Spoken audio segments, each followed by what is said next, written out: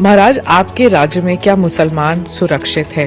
उत्तर प्रदेश में मुसलमान सबसे ज्यादा सुरक्षित है। आप योगी हैं, मुख्यमंत्री हैं, महाराज हैं, क्या हैं आप फिर?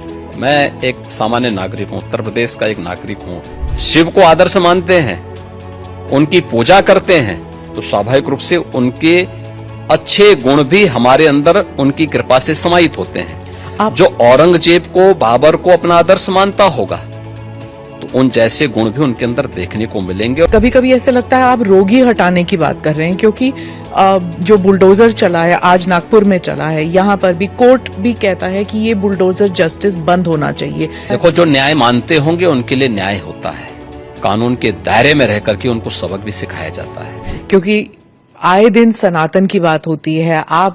आप योगी हैं, मुख्यमंत्री हैं, महाराज हैं, क्या हैं आप फिर? मैं एक सामान्य नागरिक हूँ, उत्तर प्रदेश का एक नागरिक हूँ, और एक नागरिक में एक योगी हूँ जो सबके सुख और सबके निरोगता की कामना करता है, सबका साथ और सबके विकास के मंत्र पर विश्वास करता है, और उसी भाव के साथ हम लोग कार्य भी करते हैं।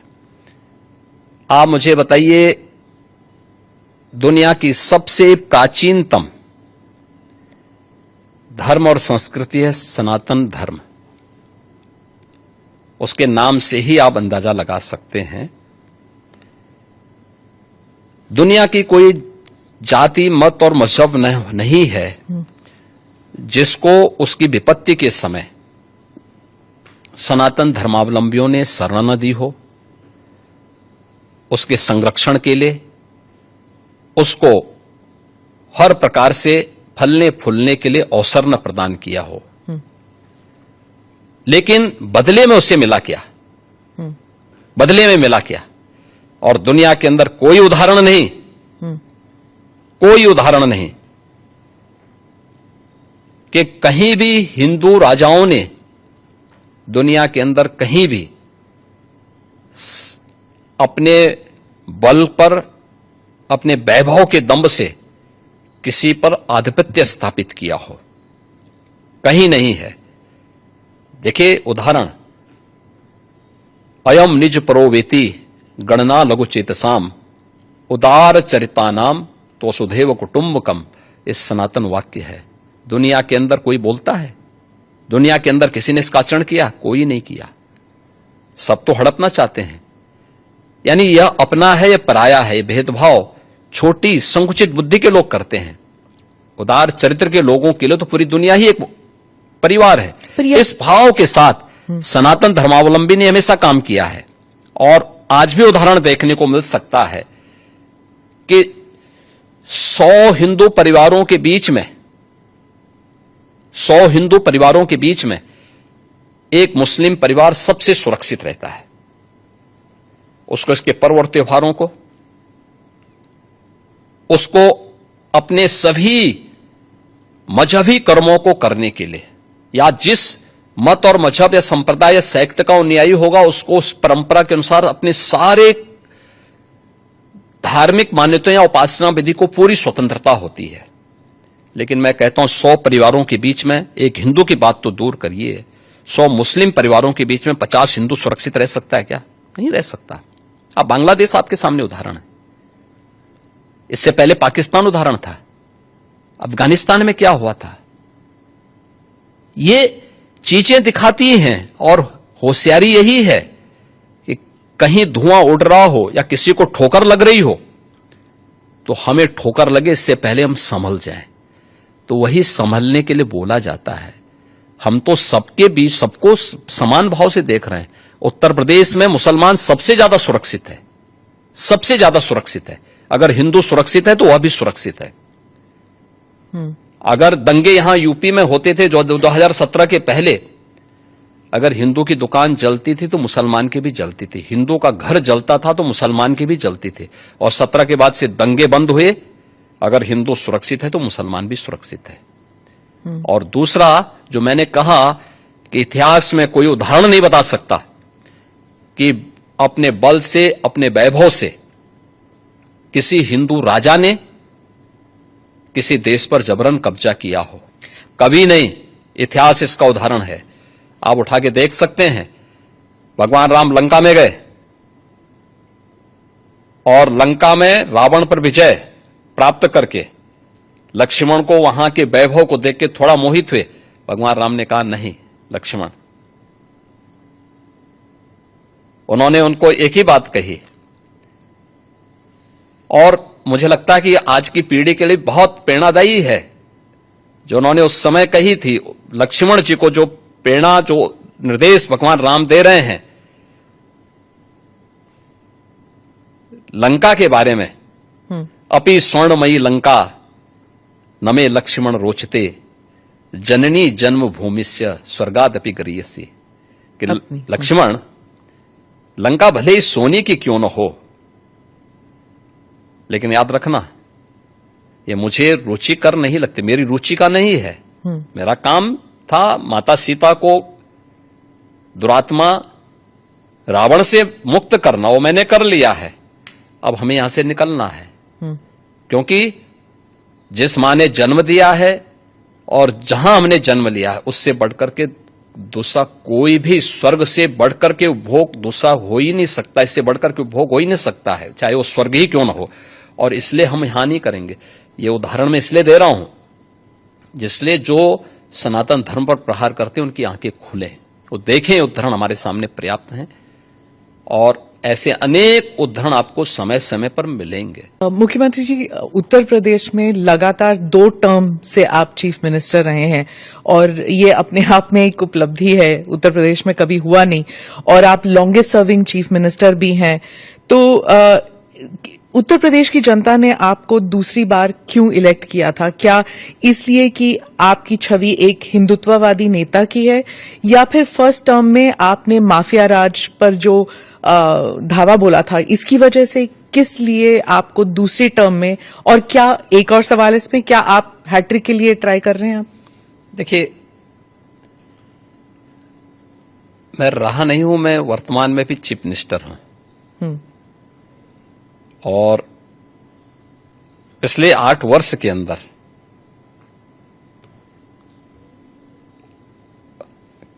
अपनी पार्टी के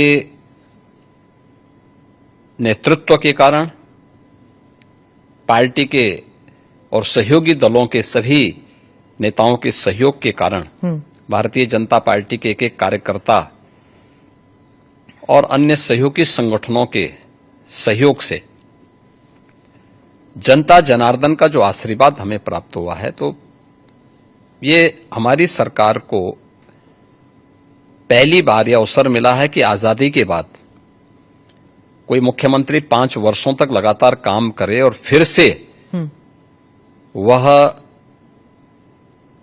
2/3 मेजोरिटी के साथ दूसरी बार गवर्नमेंट बना ले। ये फर्स्ट टाइम हुआ था और यह भी उपलब्धि हमारे साथ जुड़ी थी।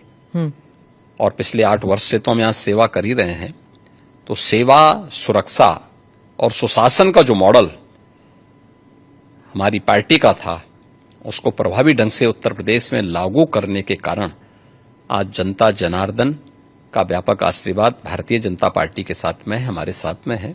और लोकतंत्र में जनता जनार्दन का आशीर्वाद जिसके साथ में होगा वह सरकार में आएगा। तो ये SSS तो ट्रिपल टाइम सरकार, तो SSS तो उसी का उदाहरण है। तो फिर तीसरी बार के लिए भी आप कोशिश करेंगे? मैं कोशिश नहीं करूंगा, हमारी पार्टी कोशिश करेगी। पर चीफ मिनिस्टर तो आप ही बनेंगे ना? नहीं, मैं क्यों बन सकता हूं? भारतीय जनता पार्टी का कोई भी कार्यकर्ता बन सकता है। अच्छा, क्योंकि ऐसी अटकलें लगाई जा रही थी, क्योंकि आपने कहा था कि जब आप पहले टर्म में आपको कुछ अफसर ने कहा था कि आप अयोध्या मत जाइए, विवाद हो सकता है, और आपने कहा कि अगर सत्ता चली भी जाए तो कोई बात नहीं। अब आपने ये 2-3 बार ही कहा कि सत्ता चली जाएगी, त्याग देंगे। जब ऐसी बातें होती है तो फिर अटकलें लगाई जाती है कि शायद योगी जी दिल्ली की तरफ देख रहे हैं या फिर दिल्ली से न्योता आया है। देखिए, ये उदाहरण उन प्रसंगों को लेकर के होते हैं जहां पे विरासत को आगे बढ़ाने का एक जज्बा सामने आता है। 2017 के पहले अयोध्या की क्या स्थिति थी हर एक व्यक्ति जानता था। एक जद्दोजहद के साथ जब हम लोग उस समय अयोध्या की यात्रा करते थे तो बहुत सारे बैरियर हुआ करते थे, बुनियादी सुविधाओं का अभाव था और अयोध्या अपनी पहचान के लिए मोहताज थी। 2017 में भारतीय जनता पार्टी की डबल इंजन की सरकार उत्तर प्रदेश में बनी और उत्तर प्रदेश में सरकार बनने के बाद उन चुनौतियों से भी हमें का भी सामना करना था। जो आजादी के बाद से लगातार जिन भावनाओं को दबाया गया था वहां पे, साथ साथ अयोध्या का समग्र विकास भी करना था, लेकिन अयोध्या को उसकी पहचान भी देनी थी। और उसी में एक बड़ा तबका ऐसा था जो ये मानता था कि हमें इस प्रकार के मुद्दों को नहीं टच करना चाहिए क्योंकि ये विवाद हो सकता है। देखिए, आप सत्ता में रहेंगे तो आपके लिए अनुकूल वातावरण भी होगा, प्रतिकूल भी होगा। अनुकूल और प्रतिकूल के बीच में समन्वय बना करके जब हम आगे बढ़ते हैं तो ही कुछ परिणाम दे पाएंगे। और अयोध्या के साथ भी यही हुआ। हमने कहा भी ठीक है, विरोध होता है तो होने दीजिए, देखेंगे। अयोध्या जाएंगे, कोई एक कार्यक्रम का शुभारंभ करेंगे जो अयोध्या की पहचान बन सके। दीपावली तो अयोध्या से जुड़ी हुई थी, दीपोत्सव, और दीपावली के आयोजन को एकदम विस्मृत सा कर दिया गया था अयोध्या में ही। तो हमने दीपोत्सव के आयोजन के साथ फिर उसकी पहचान को वहां दिलाई। तो हम लोगों ने वहां पे मर्यादा पुरुषोत्तम भगवान श्री राम के प्रति और सरयू मैया के प्रति दीपोत्सव के माध्यम से जो कृतज्ञता ज्ञापित की थी, उसका परिणाम आज नई अयोध्या के रूप में सबके सामने है, जिसको देख करके हर व्यक्ति अभिभूत होता है। तो प्रधानमंत्री जी का जो विजन विरासत की प्रति है, उसका मूर्तमान स्वरूप आज अयोध्या में भी देखने को मिलता है। आज आप देख रहे होंगे, जिस अयोध्या में साल भर में कुछ लाख लोग आते थे, आज करोड़ों लोग वहां पहुंच रहे हैं। व्यवसाय वहां फल फूल रहा है, लोगों को अनेक अवसर प्राप्त हो रहे हैं। तो हम लोग अपनी सत्ता की चिंता करें और अपनी विरासत को विस्मृत कर लें, तो मुझे लगता है कि ये हम न्याय नहीं कर पा रहे हैं, अपने साथ भी, अपने समाज के साथ भी और अपने देश के साथ भी। आप कानून के दायरे की बात कर रहे हैं, फिर आपने कहा कि संभल पे आ रही हूं मैं, आपने कहा कि संभल में 65 कुछ तीर्थ स्थल हैं, 64 और 18 की पहचान हो गई है। योगी जी अब बढ़ गए 54 तक पहुंच गई है। आप कितनी जगह खोदेंगे, कितने मस्जिद? जितने भी होंगे सब ढूंढेंगे, जितने भी होंगे सब ढूंढेंगे, सब निकालेंगे और दुनिया को बोलेंगे कि भगवान ने जिसको आंखें दी हैं वो आके देखो तो क्या हुआ था संभल में। देखिए, संभल एक सच्चाई है और मैं इसलिए नहीं कह रहा हूं भाई आपको उपासना विधि की पूरी छूट है, कहीं भी आप बनाइए, लेकिन आप तो इस्लाम के मुद्दों से ही भटक करके काम किए हैं। पर ये तो बन चुके हैं, अब बन नहीं चुके हैं। इस्लाम कहता है कि किसी भी हिंदू मंदिर या किसी हिंदू घर को तोड़ करके आपके द्वारा बनाई गई कोई भी इबादत गृह ये खुदा को स्वीकार्य नहीं है। क्यों आपने बनाई? आप तो इस्लाम के विरुद्ध आचरण कर रहे हैं। पर आप तो कानून के दायरे में रहकर, हम कानून के दायरे में रहकर सब काम कर रहे हैं। योगी जी, आपने डबल इंजन सरकार का जिक्र किया। अखिलेश जी कहते हैं डबल इंजन क्या, अब तो इंजन एक दूसरे को नमस्ते तक नहीं करती। देखिए, ये उनके संस्कार थे। हमारे यहां हम विरासत को सम्मान दे करके अपनी वर्तमान लीडरशिप को भी सम्मान करते हैं और अपने पूर्वजों के प्रति भी सम्मान का भाव रखते हैं। लेकिन जिनके आदर्श औरंगजेब हों तो उनका आचरण भी उसी प्रकार का जरूर होगा और लोगों ने देखा भी अपनी आंखों से।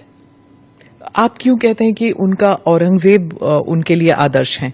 क्योंकि वो औरंगजेब को महिमा मंडित कर रहे हैं। वे सब लोग उस कैटेगरी में खड़े हो चुके हैं। उनके नेताओं ने मुंबई से लेकर के लखनऊ तक ये सभी लोग तो महिमा मंडन करने वाले लोग हैं। तो जिनका जैसा आदर्श होगा तो वैसे ही उनका स्वयं का चरित्र भी होगा। यही तो हमारी संस्कृति भी कहती है, शिवो भूत्वा शिवम यजेत। तो जो जिसकी पूजा करेगा उस जैसा ही बनता है। हम राम को आदर्श मानते हैं, कृष्ण को आदर्श मानते हैं, शिव को आदर्श मानते हैं, उनकी पूजा करते हैं, तो स्वाभाविक रूप से उनके अच्छे गुण भी हमारे अंदर उनकी कृपा से समाहित होते हैं। जो औरंगजेब को, बाबर को अपना आदर्श मानता होगा, तो उन जैसे गुण भी उनके अंदर देखने को मिलेंगे, और ये आचरण लोगों ने अपनी आंखों से देखा भी है और आगे भी देखेंगे। मुख्यमंत्री जी, आपने रोग हटाने की बात की, लेकिन कभी कभी ऐसा लगता है आप रोग ही हटाने की बात कर रहे हैं, क्योंकि जो बुलडोजर चला है, आज नागपुर में चला है, यहां पर भी कोर्ट भी कहता है कि ये बुलडोजर जस्टिस बंद होना चाहिए, लेकिन कोई बंद नहीं कर रहा। आज भी नागपुर में चला है, तो ये जब बुलडोजर जस्टिस जब मना किया है, फिर भी चल रहा है। देखो, जो न्याय मानते होंगे उनके लिए न्याय होता है।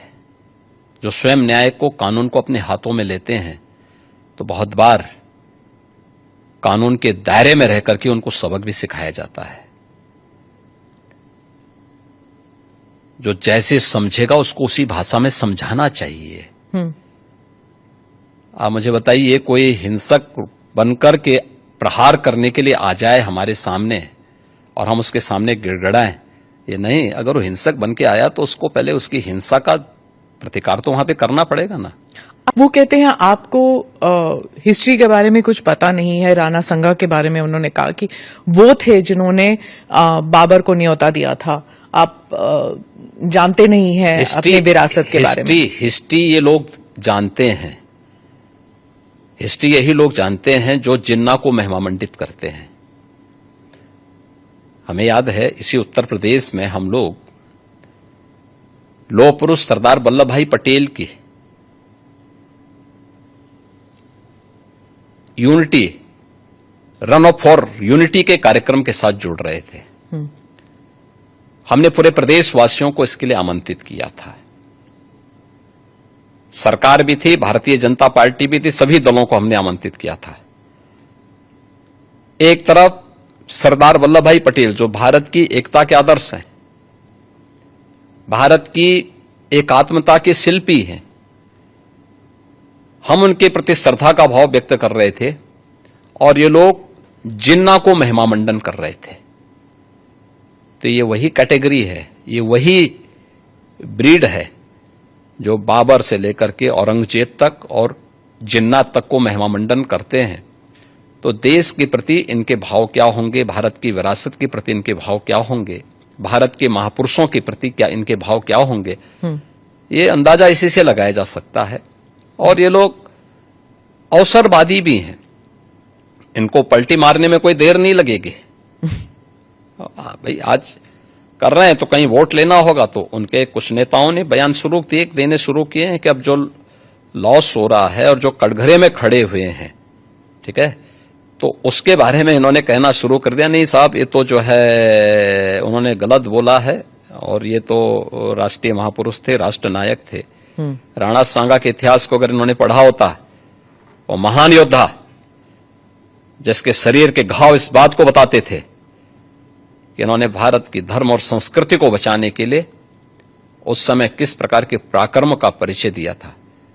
ये महाराणा प्रताप, महाराणा सांगा, छत्रपति शिवाजी महाराज और गुरु गोविंद सिंह के बारे में ये लोग बताएंगे।